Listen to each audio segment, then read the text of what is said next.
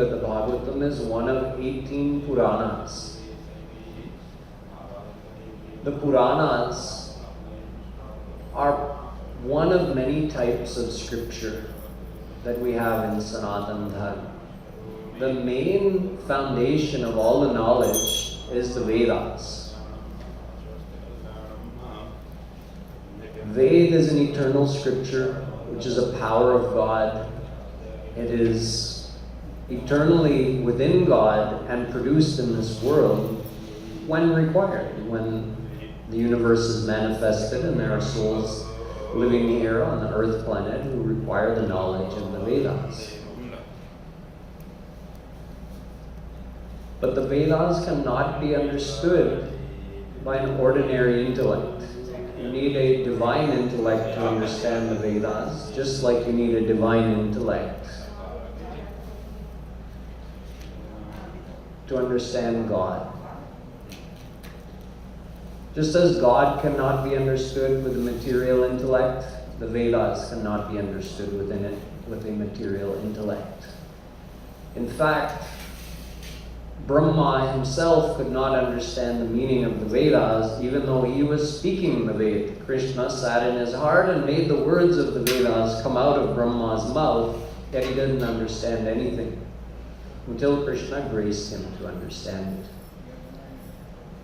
So Veda Vyasji tells that the Puranas were given to Brahma first, because without the Itihas and Puranas, the Ved cannot be correctly understood. And the Puran is also an eternal scripture, which is produced in this world from time to time. Meaning, whenever civilization begins, the knowledge of Vedas and Puranas has to be there. So in fact, Veda itself says, Rigvedo Samaveda Yajurvedo Dharvangirath Itihasa Puranam. In other words, the Puranas and Itihas meaning the Mahabharata, is part of the Veda. In the Bhagwatam it says, Itihas Purananam Panchamo Veda Uchyate. The Itihas and Puran are actually considered to be the fifth Ved. Rig Ved, Sam Ved, Yajur Ved, Atharva Ved, these are the four Vedas. But the Itihas and Puran is considered to be the fifth Ved. So it's also an integral part of the knowledge of Sanatana Dharma. Originally, the Puranas, in their eternal form, they have 100 crore shlok. In other words, 1 arab shlok. In other words, 1 billion verses. That's the totality of the Puranas. Originally, when Krishna gave that knowledge to Brahma, there were 1 billion shlokas. But for Kali Yuga, Veda Vyasji produces the Puranas, instead of in one Puran of 1 billion shlok, he produces it divided into 18 Puranas and condensed into only 400,000 shlokas. Instead of 1 billion, 400,000 total in the 18 Puranas. Out of those 18, the Bhagavatam is one. And the Bhagavatam is very special, both in terms of the Tattva Gyan, meaning the knowledge which it contains, and in terms of the bliss that it represents, represents. Veda Vyasji is the writer, the author of the Brahma Sutra. It's one of the most famous Hindu scriptures. It's also called the Vedanta Sutra, Sharirik Bhashya, Uttar Mimansa. It has many different names. It's a very small book. It's in sutra form. It's not very long. And on the basis of this one small book, there have been huge Sanskrit volumes explaining the meaning of this Brahma Sutra written by Veda Vyas. For instance, Jagadguru Shankaracharya he wrote a big bhashya, Shankar Bhashya, on this small Brahma Sutra of Vedavyas. And that bhashya, in that, he establishes what's called Advaitvad, one way of explaining the philosophy of the Brahma Sutra and Upanishads and Gita altogether. Another Jagadguru, Jagadguru Nimbarkacharya, he explained it in a slightly different way. He called it Dvaitadvaitvad. Another Jagadguru explained it, calling it Vishishtadvaitvad, Jagadguru Ramanujacharya. Jagadguru Madhvacharya explained it, calling it Dvaitvad. He explained it in a different way, and it has a different name. And another great saint, although he wasn't Jagadguru, but he also wrote his explanation of the Brahma Sutra, Vallabhacharya ji. He wrote his Vishuddhadvaitvad. He explained it again in a different way. So in other words, just on the Brahma Sutra, the Vedanta Sutra, there are all these immense writings of our great historical saints.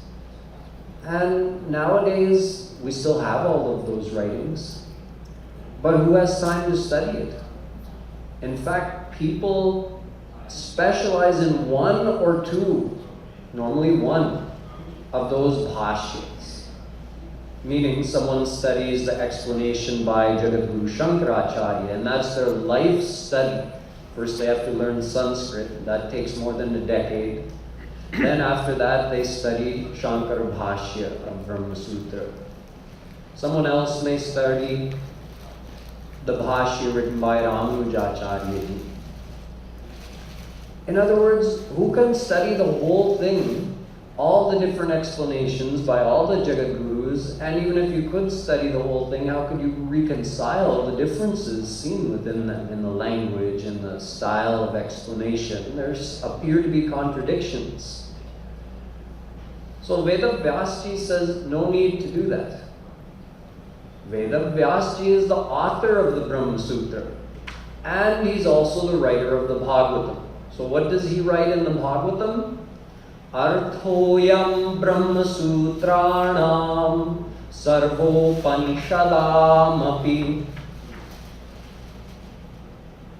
He says the meaning of the Brahma Sutra is already in the Bhagavatam.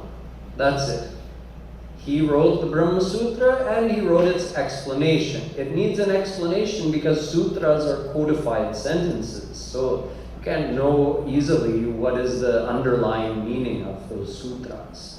So he says, no need to read anybody else's explanation. I wrote the Bhagavatam, and the Bhagavatam is the explanation of my Brahma Sutra. And it also has the essence of the Upanishads. Sarvopanishadamapi. Api means bhi also. The essence of all the Upanishads is also contained in the Bhagavatam. He also says, Sarva Vedanta Saram hi Shri Bhagavatam ishyate Tadra Samrita Triptasya Nanyatrasya Drati Vachit. The same thing, Sarva Vedanta Saram hi. It is the Sar. The Bhagavat is the essence of all the Vedanta. Vedanta means both Brahma Sutra and Upanishads, because the Upanishads are the end or the culmination of the Vedic knowledge. So it's also called Vedant, Vedant, the culmination of the Vedic knowledge. He says the essence of all of that is in the Bhagavatam.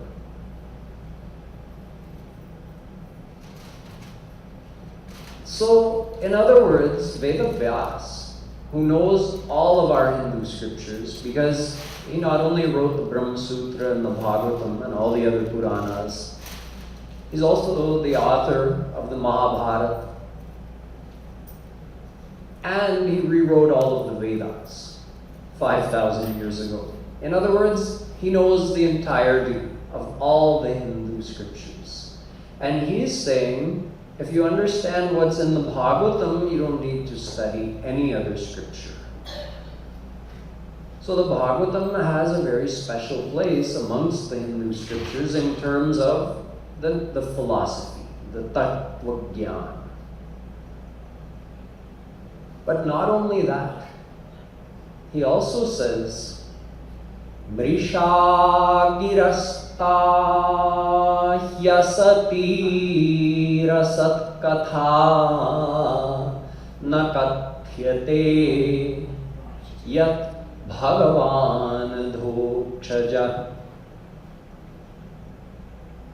He tells in the Bhagavatam itself that he has not much use in his heart for any writing, any scripture, which does not contain the bliss of Krishna's leelas. You see,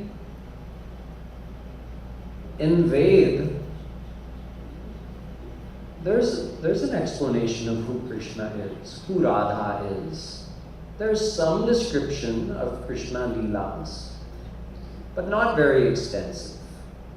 So there's not much material there for our devotion. What are we going to think about?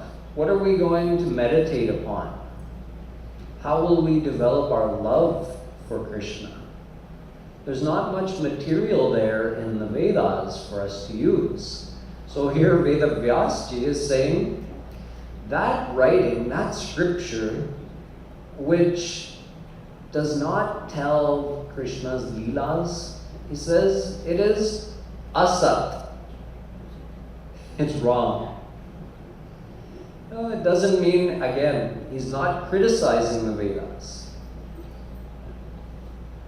He's saying there's something more. You don't need just knowledge. You need more than just knowledge. The goal cannot be attained simply with knowledge. We have to have love in our heart for God as well. We have to develop love for Shri Krishna.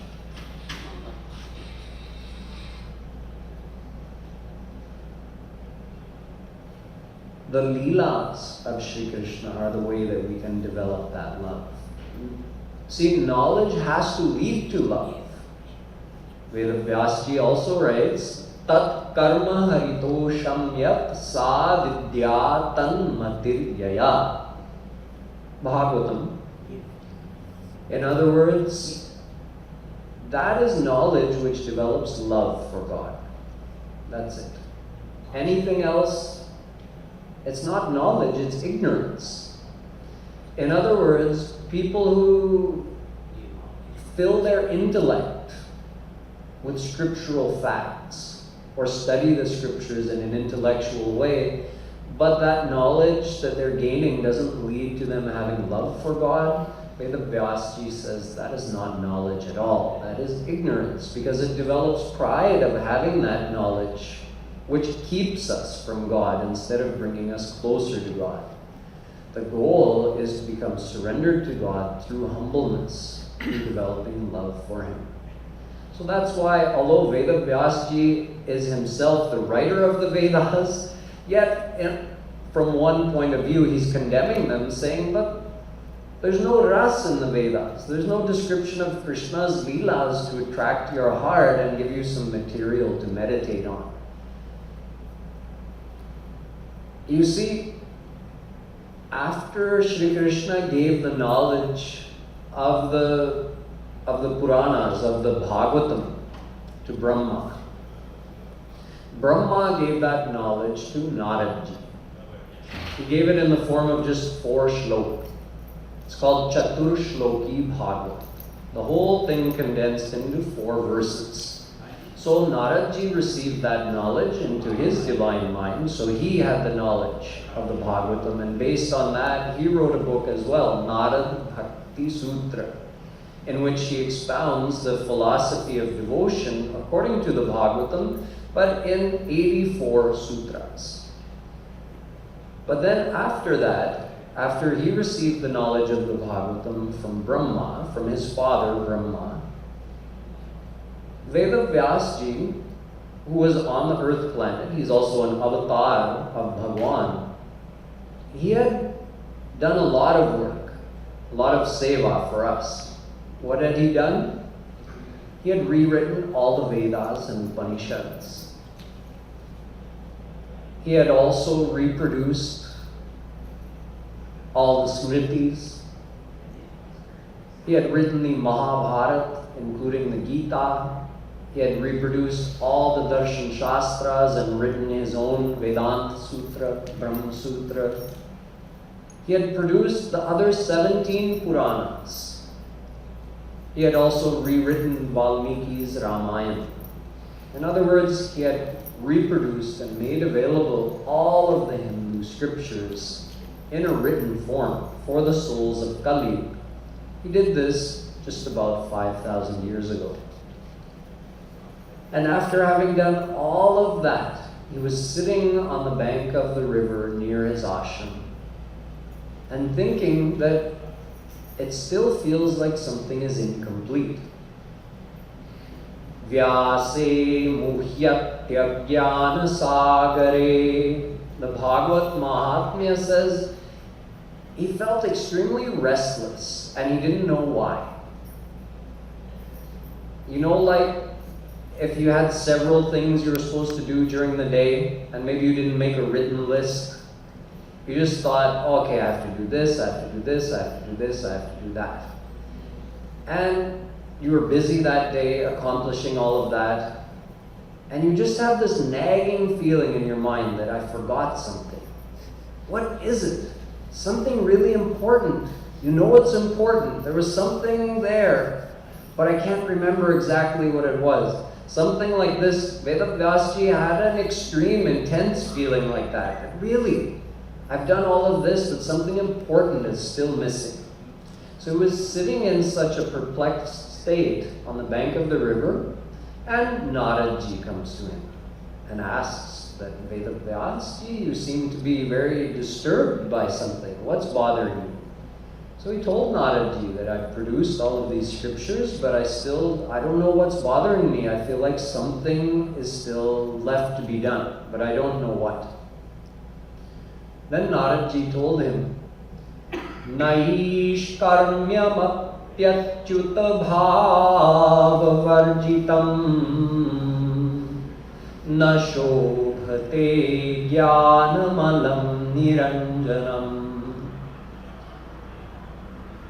He said, Vedavyasji, you produced such great knowledge in all of these scriptures, but even the greatest knowledge, without revealing Krishna's leelas and without evoking love in the heart for Krishna, that knowledge is not very impressive. It's not of much value.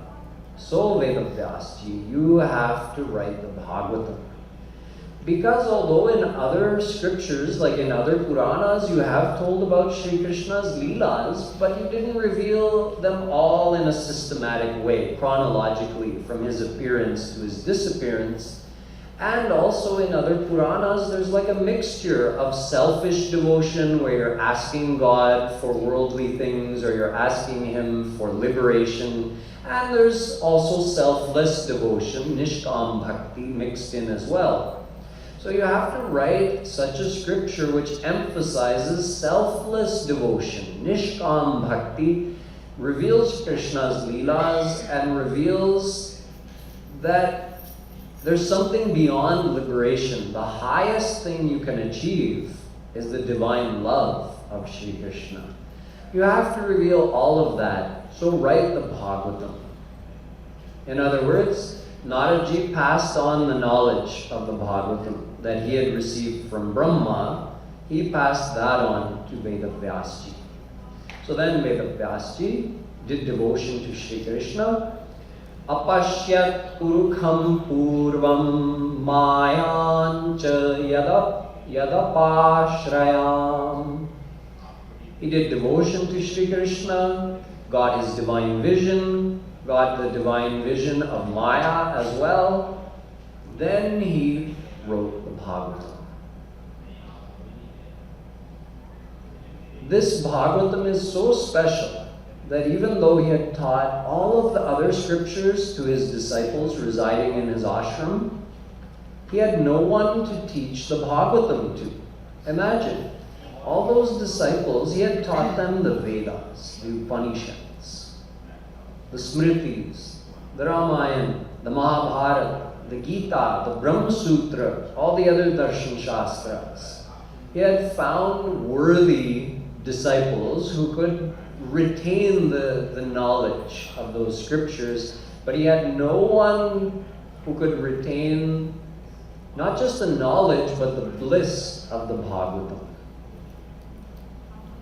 When I say the bliss of the Bhagavatam, it means that there's a special power imbued in the Bhagavatam, as there is in every scripture. But there are different powers in the divine world. Two main powers, you can say, Sandhini Shakti and Ahladini Shakti. Sandhini Shakti is the almighty power of God, and Ahladini Shakti is his power of divine love, the power of bliss. Most scriptures are affiliated with the almighty power. Vedas reside in the almighty abode of God, Vaikuntha abode. Other Puranas as well. But the Bhagavatam is related to the divine love field, Golok Dham of Shri Krishna. And the Leelas, as they're described in the Bhagavatam, the way that they're described, the bliss of that Leela is imbued. The same Leela could be described in another Puran and the same Leela described in the Bhagavatam, yet someone who's qualified, a divine saint, who reads the description of the same Leela in another Puran, for instance in Brahma Vaivarta Puran, and they read the same Leela described in the Bhagavatam, they're going to receive something different, actually. Because the true ras of Krishna's Leelas are only revealed in the Bhagavatam, they're imbued in the Bhagavatam. To illustrate this point, I'll tell you about the one to whom Vedavyasji did end up teaching the Bhagavatam. He found himself a worthy disciple. And that worthy disciple was none other than his son, Shukdevji. But finding Shukdevji, getting him to come to learn the Bhagavatam was not an easy task. Because you see, Shukdevji is very unique. First of all, he didn't have an ordinary birth like you and I did. He stayed in his mother's womb for 12 years. He didn't come out. He didn't want to come out. He wanted to stay in there. He was staying in for so long that Vedavyasji said he just talked to him. Shukdev was inside his mother, Pingla Devi's womb, and Vedavyasji just said, "Hey, who are you?" Because from inside, sometimes Shukdevji would call out to his father, "Oh father, you made a mistake in this mantra," if he was reciting something. From inside, he'd hear Shukdevji's voice. "Oh father, no, it's not like that, it's like this." So Vedavyasji was realizing this is no ordinary boy, and plus on top of that, he's staying in there for so long. So who are you anyway? Shukdevji's answer was, "What can I tell you, father? What can anyone say about who they are? We've been born uncountable times in uncountable different life forms. Not uncountable, there's 8.4 million species or different life forms into which a soul can be born. But in those uncountable lifetimes, we've had many, many births, uncountable births in every life form. So who should I tell you I am? I've been born as a deer, as a fly, as a fish, as a human being. What should I say?" So his father understood this is someone very special. But after 12 years, Vedavyasji was fed up. He'd had enough. He said, "Shukdevji, come out. Enough. Come out of there."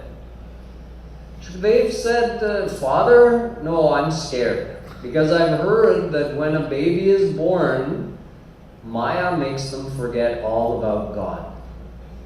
This Maya, everything surrounding us is Maya.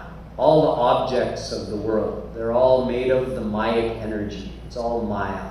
It's not fake, it's real, but it's made of Mayic energy, Maya Shakti. So, our scriptures actually tell that while the baby is in the womb, he understands that God has given him this human birth with the expectation that he's going to do devotion to him and try to find him in this life. And the baby knows that and acknowledges that and plans to do devotion, plans to use his human life for devotion, but after being born, forgets. So Shukdevji says, "No, Father, I'm not coming out. I don't want that to happen to me. I don't want to forget about God and get all involved in trying to enjoy this Maya." So Vedavyasji said, "Son, don't worry. Maya is not going to have any effect on you. Just come out." So instead of being born, he just appeared out of his mother's body. Just walked out. That was it. Devji is standing there. No, and can you imagine his mother who carried him for 12 years had no discomfort the entire time. And Shukdevji emerged from his mother's body, and without saying anything to his father or to his mother, with half-lidded eyes like that, he walked out of the hut and into the jungle. His mind was absorbed in the bliss of formless God, what we call Nirakar Brahma. Our Vedas say, Dvaivava Brahmano Rupe Murtan Chaiva Murtan Cha, that God has two aspects. One single God both has a form and is formless. So there's two main ways in which you can attain God. You can attain God in his personal form as Ram, Krishna, etc. Or you can attain him in his formless aspect. The formless aspect has no name, no form, no virtues, no characteristics. Just a formless, dormant, divine, absolute truth. So Shukdevji's mind was absorbed in the bliss of formless God. So he just walked out of his hut and into the jungle. His father followed behind. "Oh son, where are you going? Where are you going? You can't just take sannyas and walk off into the jungle. We haven't done any of the ceremonies of your birth or naming or anything like that. No, stay here." But Shukdevji just kept walking. Drishtva nuyantam rishimatmajamapyanagnam devyo hriyan paridadhurna sutasya chitram tadvikshya prichhati munau jagadustavasti stri pumbhida natu sutasya vivikta drishte. Bhagwatam. As Shukdevji is walking and Vedavyasji is following behind, calling, "Putra, Putra, oh my son, Putreti tanmayataya Bhagavan, Putreti tanmayataya Tarvobhinedustam Sarvabhuta Hridayam Munimanatosmi." Shukdevji is not seeing anything, or hearing anything, or smelling anything, or tasting anything, or touching anything other than himself, because he's totally absorbed in formless God, in that consciousness. So he's experiencing his oneness with God. So everywhere he looks or hears, or through all of his senses, he's only experiencing himself everywhere. So there's no duality for him. He doesn't see anyone or anything as being separate from him. And he walks on. As he walks, he passes a pond where there are some celestial maidens, apsaras, who are bathing there in that pond. And as Shukdev, who's in the form of a 12-year-old boy, as he walked past, those maidens made no effort to cover themselves. But Vedavyasji, who is very elderly, he has a long gray beard and matted gray hair on his head. When he approached, all of those maidens quickly covered themselves out of modesty. So Vedavyasji paused and looked at them and said, I have a question for you. Why did you not cover yourselves for my basically teenage son, and yet you covered yourselves for me, an old man? So those apsaras replied that Vedavyasji, there's a difference between you and your son. You are a Hans, and he's a Paramahans. A Paramahans, as I said, is totally absorbed and sees no difference in anything in the world around him from him. There's no difference. But a Hans is also absorbed in the bliss of God, yet is able to distinguish that this is a rock, this is water, this is a woman, that's a man. So Vedavyasji is also absorbed in a divine state, but he can differentiate between all of the things in the world. Shukadevji is in such a state where he doesn't discriminate or differentiate between anything. So they explained that to him. Now that's why we covered up for you, but not for him, because when he looked, he didn't see women bathing. He saw himself. When you looked, you saw women bathing. In fact, Vedavyasji scolded them, said that it's apaman to Varun. It's an insult to the celestial god of water to bathe without clothing in the water. So he had scolded them, that's what they said. So obviously you saw who we were and what we were doing, so your vision allowed you to see that. His did not. He only saw himself. Thus, we didn't cover up when he passed by. Eventually, Vedavyasji turned back. Shukdev kept going into the jungle, and he reached a point where the jungle was so thick that he didn't go any further. He sat down, then he lay down, completely absorbed in Brahmaleen Samadhi. Brahmaleen means not hearing anything, not seeing anything, no experience of the outer world. Totally absorbed in Brahmanam. And he stayed in that state. Not eating, not drinking, nothing, just lying in the jungle. Now, it was around this time that Vedavyasji had to try to find someone who, after this had happened, he had written the Bhagwatam, and he was thinking, who am I going to teach Bhagwatam to? There's no one qualified out of any of my disciples. Then he thought, oh, my son, Shukdev, he is qualified to retain the bliss of the Leelas that are imbued in the Bhagavatam. No one else is. But he's lying in unconscious samadhi in the jungle. How's he going to come and listen? He doesn't hear anything. He's not aware of anything. That day, a couple of Vedavyasji's younger disciples from his ashram had been out gathering firewood in the forest, and they came upon Shukadevji. And being young, being boys, and being curious by nature, and seeing this young, beautiful Shukdev lying in the jungle, glowing, they were intrigued, and they tried to rouse him. They, called to him. They put their hand on his shoulder and rocked him a little bit, and he still didn't wake up. They even tried tickling him with a little piece of grass, see if that would wake him up. Nothing could rouse him out of his samadhi. So when they came back to the ashram and told Vedavyas that, oh, we found this beautiful boy glowing, lying in some kind of unconscious state in the jungle, Vedavyas knew, this is my son Shukadevji. And he's the one who has to listen to the Bhagavatam.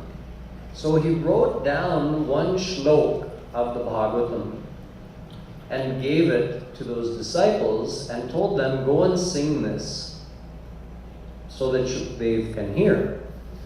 So they were thinking, hear? He can't hear anything. Doesn't matter if you sound a big loud alarm beside his head, he's not going to wake up. He's totally absorbed. But Vedavyasji assured them, no, just go, and even if you softly chant this shlok, you see what happens. So they went to where Shukadevji was lying, and they chanted this shlok from the Bhagavatam. Barha pidam natvar vapu karnayo karnikaram vibhradvasa kanak kapisham vaijayanti chamalam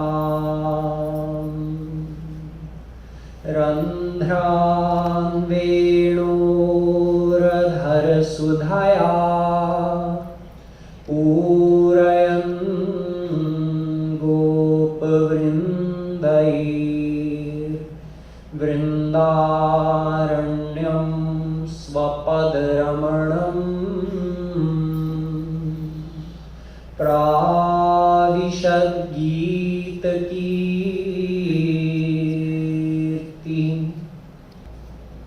In this verse, it's the description of Krishna walking with the cows and the gwalbals.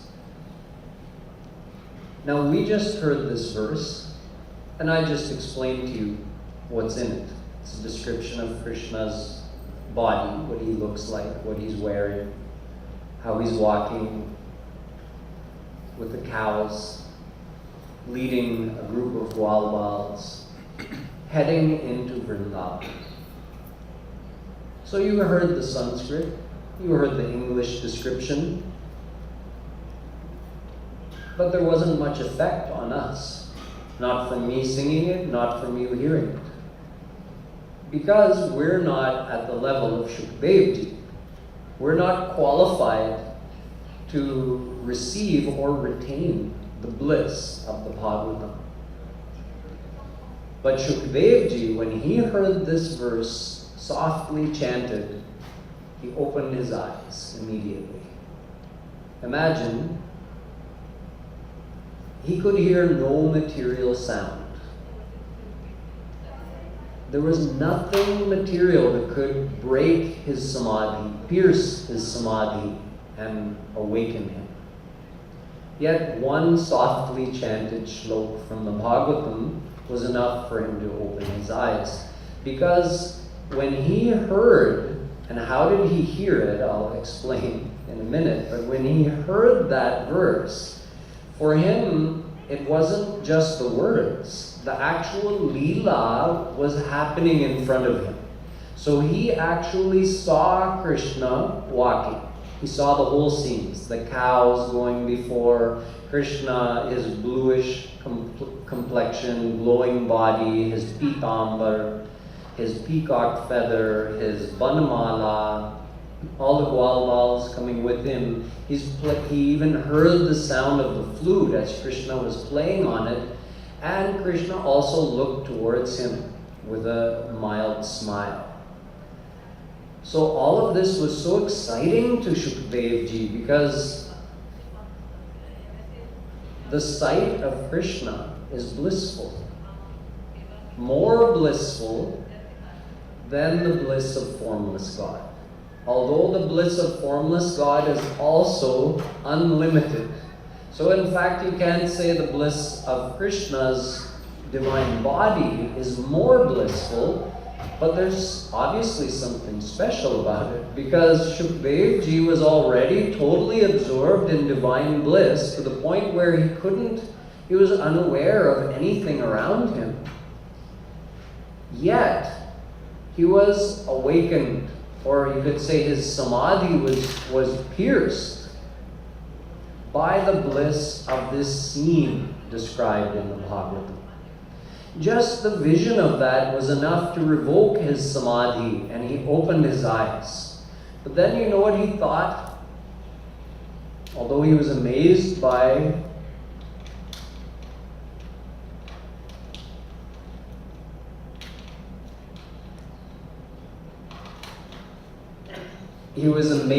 the bliss and attracted to Krishna.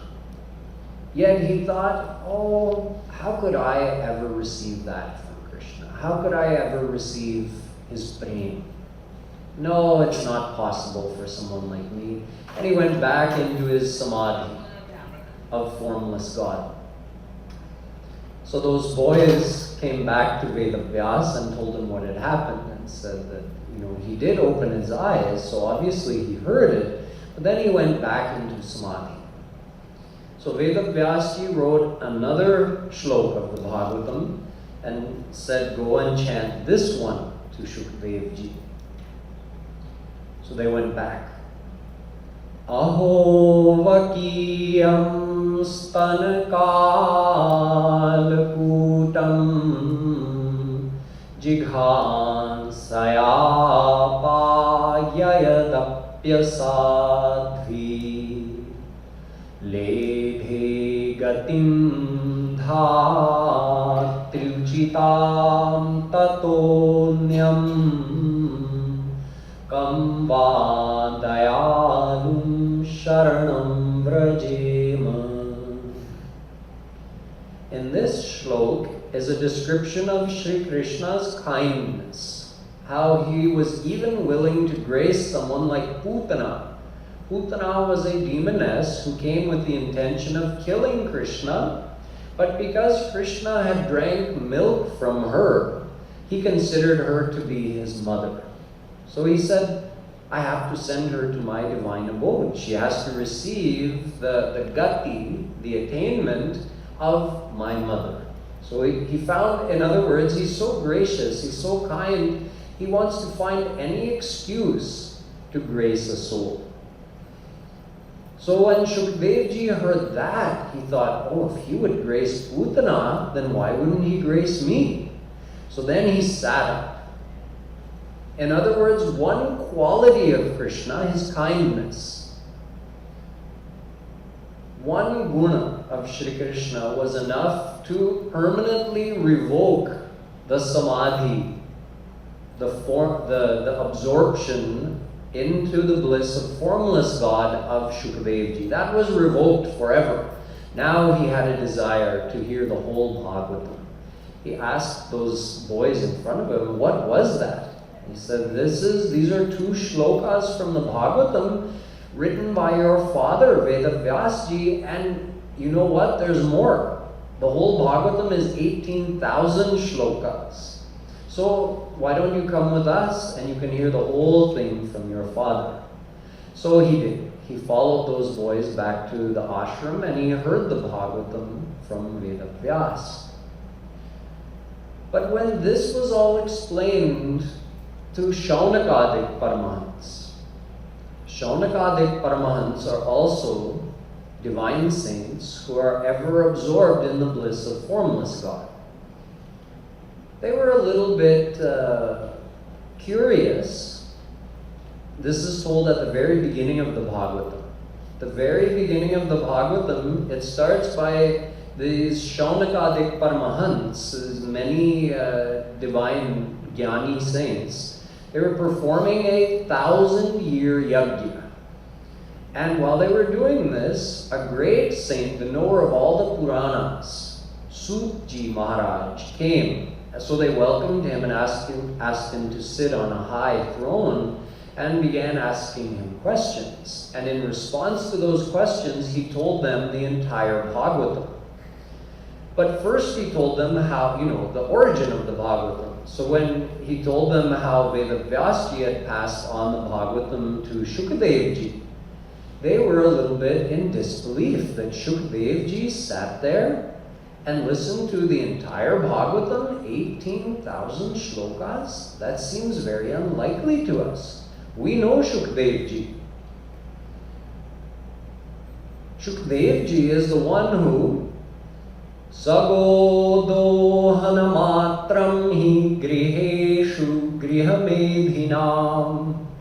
He is such that if he's hungry and he goes to someone's house and is waiting for some food standing outside, he'll only wait for as long as it takes to milk a cow.